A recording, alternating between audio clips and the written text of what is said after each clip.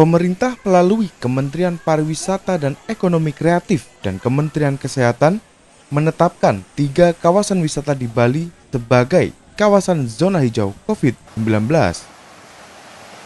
Di kawasan ini nantinya akan ada manajemen khusus guna memastikan kesehatan warga dan para pekerjanya terjaga.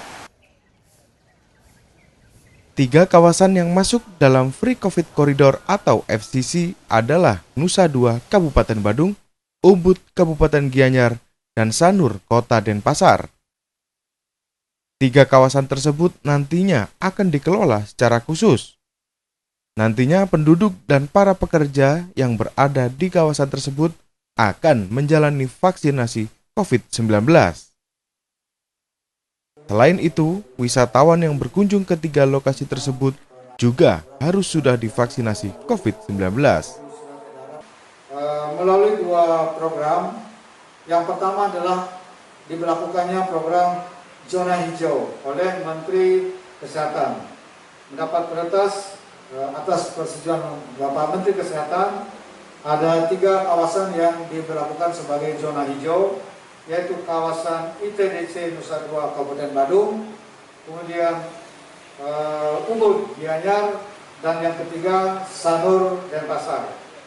Kemudian 3 kawasan ini akan didata jumlah penduduknya maupun jumlah pekerja yang ada di wilayah tersebut, baik yang bekerja dari luar maupun juga yang bekerja dari wilayah kawasan tersebut.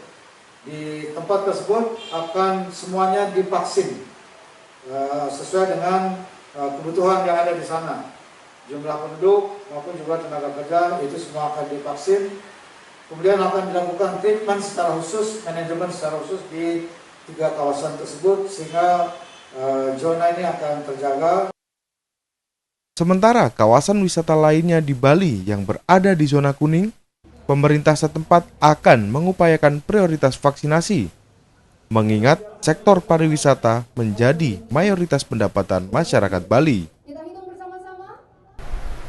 Saat ini Sanur masuk dalam zona kuning, ya, wilayah Sanur. Hal ini sebagai upaya untuk bisa mempercepat membuka daerah pariwisata ini, dan salah satu upaya yang akan dilakukan tentu dengan melakukan vaksinasi terhadap warga masyarakat termasuk pekerja yang terkait dengan pariwisata di wilayah tersebut.